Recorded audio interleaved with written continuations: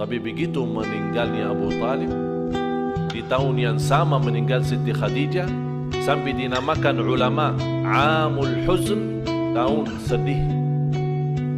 Tahun sedih, Rasul sedih. Begitu meninggalnya pamannya Rasulullah Abu Talib, mulai Quraisy memberanikan diri terhadap Rasul. Dicaci maki, dihina, dibuang kotoran unta di atas kepala Rasulullah SAW. Adas kaget lagi. Eman enti tahu Nabi Yunus? Tahu.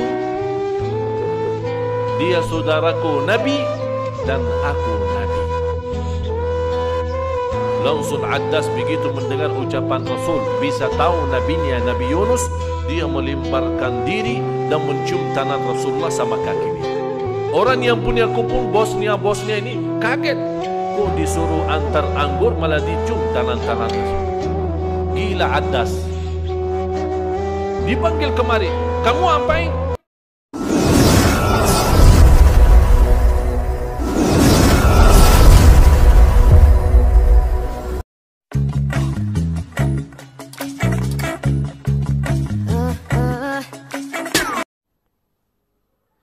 Dan di tahun yang sama, sesudah meninggal Siti Khadijah radhiyallahu anha, cukup membuat Rasulullah sedih, tapi tetap tidak memberhentikan dan tidak menghentikan tugasnya, menjalankan dakwahnya, menyebarkan agama Allah. Meninggal pamannya Abu Talib. 1 tahun Siti Khadijah dan pamannya Abu Talib. Walaupun pamannya Rasul Abu Talib tidak masuk Islam, tapi cukup rela dan begitu luar biasa perjuangannya untuk membela Rasulullah sallallahu alaihi wasallam. Dan sebagai Abu Talib ketua Quraisy, selama Abu Talib masih ada, Quraisy tidak berani mengganggu Rasul. Tapi begitu meninggalnya Abu Talib, di tahun yang sama meninggal Siti Khadijah, sampai dinamakan ulama Amul Huzn, tahun sedih. Tahun sedih, Rasul sedih. Begitu meninggalnya pamannya Rasulullah Abu Talib, mulai Quraisy memberanikan diri terhadap Rasul. Dicaci maki, dihina, dibuang kotoran unta di atas kepala Rasulullah SAW. Coba lihat ujian yang dihadapi oleh Rasul. Tapi Rasul tidak pernah memilih balas dendam. Atau bisa Rasul angkat tangan dan berdoa kepada Allah supaya Allah habiskan Quraisy ini. Tapi Rasul memilih sabar dan mendoakan, Allahumma hdi qaumi fa innahum la ya'lamun. Ya Allah, berilah petunjuk dan hidayah untuk kaumku karena mereka belum tahu. Itu Rasul kita sallallahu alaihi wasallam. Wa ma arsalnaka illa rahmatan lil alamin. Begitu kondisi dan keadaan yang di Makkah, Allah Maha mendengar dan Maha melihat.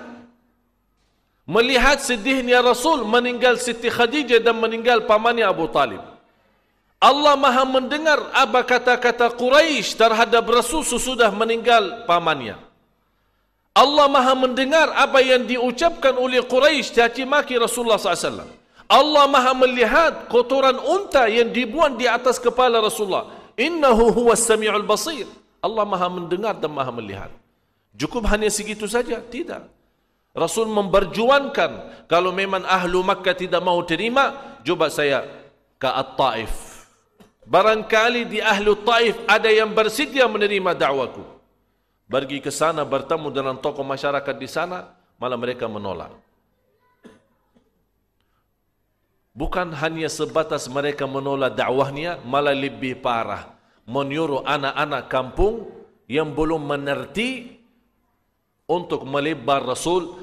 Kata mereka, seorang tokoh masyarakat di sana, inilah seorang datang, seorang gila mengganggu kampung kita. Namanya anak-anak semua membawa batu melemparkan Nabi kita Nabi Muhammad sallallahu alaihi wasallam, menyebutkan ini orang gila, keluarkan dari kampung. Ini orang gila, keluarkan dari kampung. Dan Nabi kita berdarah sallallahu alaihi wasallam Sampai saking banyak darahnya nempel sandal Rasul di bagian kaki, tidak bisa dilepas. Sallallahu alaihi wasallam. Apa cobaan yang kita dapat? Belum apa-apa.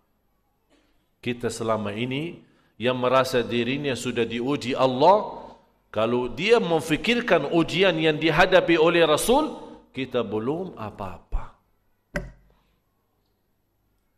Rasul pulang ke kota Makkah, dalam perjalanan mampir ke sebuah kebun yang tanamannya anggur yang dimiliki oleh keluarga Quraisy. Rasul mampir di sana istirahat sambil membersihkan darahnya. Di situ seorang yang punya kebun anggur itu, karena kota At-Taif dikenal sebagai salah satu tanamannya adalah anggur karena dia daerah dingin. Rasul duduk di sana istirahat.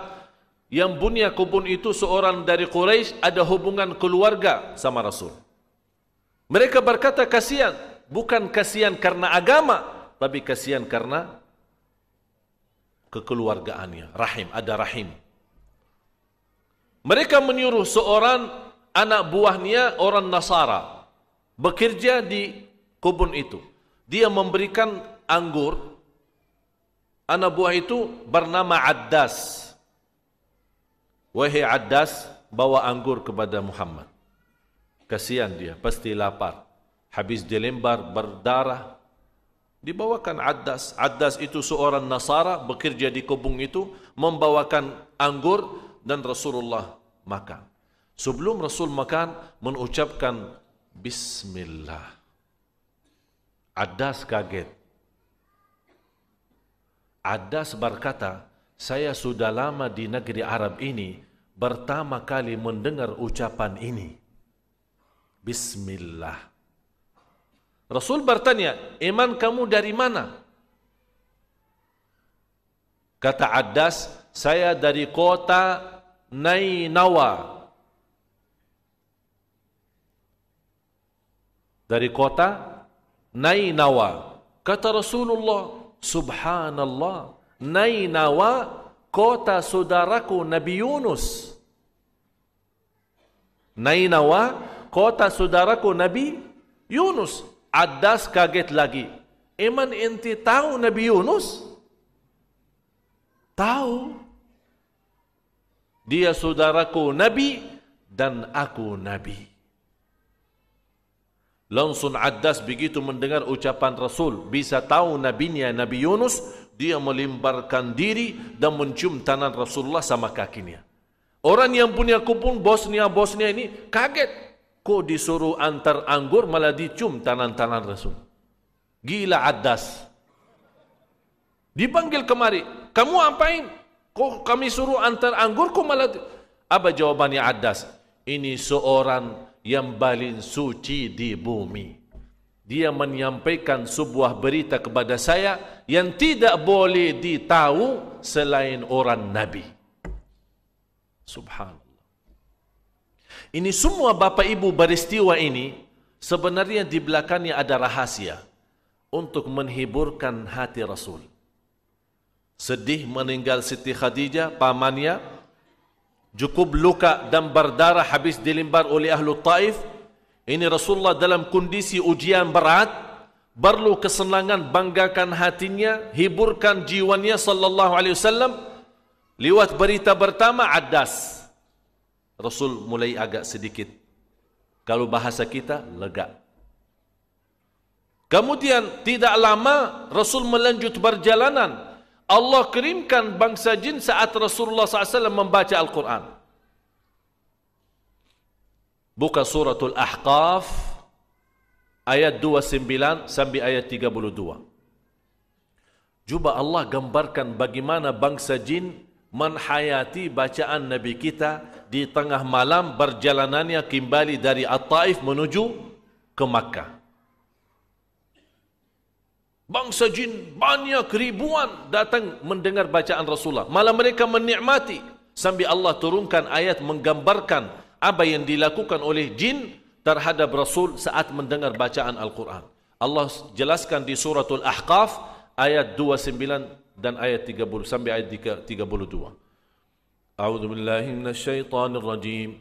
وَإِذْ صَرَفْنَا إِلَيْكَ نَفَرًا مِنَ الْجِنِّ يَسْتَمِعُونَ الْقُرْآنَ فَلَمَّا حَضَرُوهُ قَالُوا أَنصِتُوا فَلَمَّا قُضِيَ وَلَّوْا إِلَى قَوْمِهِمْ مُنذِرِينَ قالوا يا قومنا أجيبوا داعي الله وآمنوا به يغفر لكم من ذنوبكم ويجركم من عذاب أليم ومن لا يجب داعي الله فليس بمعجز في الأرض وليس له من دونه أولياء أولئك في ضلال مبين. صدق الله العظيم. سبحان الله. Nikmat Al-Quran. Nikmat, apalagi kalau kita baca sesudah tahu ceritanya. Nikmat, bayanannya nikmat, terasa tersentuh hati kita.